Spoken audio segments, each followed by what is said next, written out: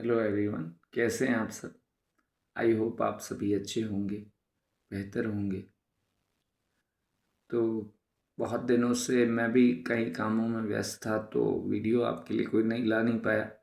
But फिर finally मैं हाजिर हूँ आपके साथ नई वीडियो लेके यूजीसी के ऊपर। जो यूजीसी कानून है वो क्या है बेसिकली। विश्वविद्यालय अनुदान निदान आयोग इसका नाम है बेसिकली। तो ये जो है वो ऐसा कहा जाता है कि यूनिवर्सिटीज़ कॉलेजेस में, बड़ी बड़ी colleges, university, IIM, IIT, IIM तक में जो जो शेड्यूल कास्ट और शेड्यूल ट्राइब कैटेगरी, जिन्हें कथित रूप से निचली जाति कहा माना जाता है भारतीय सामाजिक संरचना में, और जिन्हें कथित रूप से भेदभाव का शिकार होना पड़ता है, तो उसके लिए एक एट्रोसिटी एक्ट की तरह ही एक नया एक लॉ था कि भाई वो उसका भेदभाव का शिकार हो रही हैं, इसलिए उनके लिए लॉ है। रोहित वेमुला 2015 में, पायल तन्वी, अनिल और एक और कोई नाम था शायद, वो इन 3-4 रेफरेंसेस के साथ भी ये उदाहरण दिए जाते हैं। रोहित वेमुला का मामला तो बहुत ही चर्चित रहा था कि क्योंकि तब की शिक्षा मंत्री रही स्मृति ईरानी भी उस पूरे कंट्रोवर्सी में चली गई थी। जेएनयू में प्रोटेस्ट भी हुआ था, फिर उनको पार्लियामेंट में बोलना भी पड़ा था, my child and so and so. वो आपको यूट्यूब पे काफ़ी अवेलेबल है। कन्हैया कुमार ने फिर मजाक भी उड़ाया था, उस टाइम वो प्रेसिडेंट थे जेएनयू के, और ये बहुत फेमस इंसिडेंट है। उसके बाद शिक्षा मंत्री की पोस्ट से भी वो चली गई कुछ समय के बाद में, उसी टाइम के दौरान, ये उसी समय काल की घटना है। रोहित वेमुला, पायल तन्वी, और पायल तन्वी जो कि एक मेडिकल डॉक्टर वगैरह थी, उस उनके साथ भी उन्होंने आदिवासी, मतलब उन्होंने जो सुसाइड नोट लिखा उसमें कहा कि तुम आदिवासी हो, तुम्हें झाड़ू निकालना चाहिए, ये वो तरह का रेफरेंस पॉइंट लिखा। तो इस तरह की घटनाएं हुई है, और उन्होंने कथित आत्महत्या को, इस तरह की भेदभाव को उसके लिए जिम्मेदार बताया।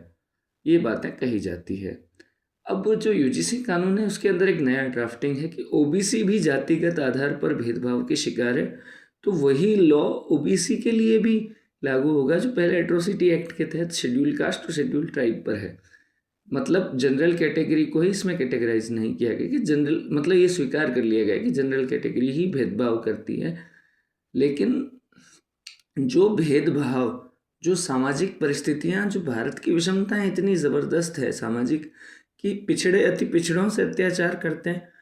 80% से ज़्यादा मामले गांवों के, रूरल पंचायत क्षेत्रों के अति पिछड़े और पिछड़ों के बीच में है, जहाँ पर दलित वर्ग के साथ ओबीसी का भेदभाव है, जातिगत उत्पीड़न है, हत्या, बलात्कार, अपहरण तक के मामले कई जगह दर्ज होते हैं। जो ओबीसी कथित पिछड़ा वर्ग है, और एक कथित दलित वर्ग है या अति पिछड़ा वर्ग है। तो अति पिछड़े, जिसे ईबीसी कहते हैं, कि ओबीसी ईबीसी पे अत्याचार कर रहा है, इस तरह का एक पूरा ड्राफ्टिंग है, पूरी उसकी एक पेन ड्राइव में, जिसे कहते हैं ना कि उसे सेट किया जा सकता है डाटा को, इतना डाटा अवेलेबल है। और कहते हैं कि 118% शिकायतें बढ़ी है। जिस दौरान मैं ये वीडियो रिकॉर्ड कर रहा हूँ तो एक और नई खबर भी आई है कि सुप्रीम कोर्ट ने यूजीसी पे रोक लगा दिया है। मैं इसके ज़्यादा रेफरेंस पॉइंट नहीं बताऊँगा। आखिर में मैं ये कह रहा हूँ कि मैं इस कानून का ना तो समर्थन करता हूँ ना विरोध करता हूँ।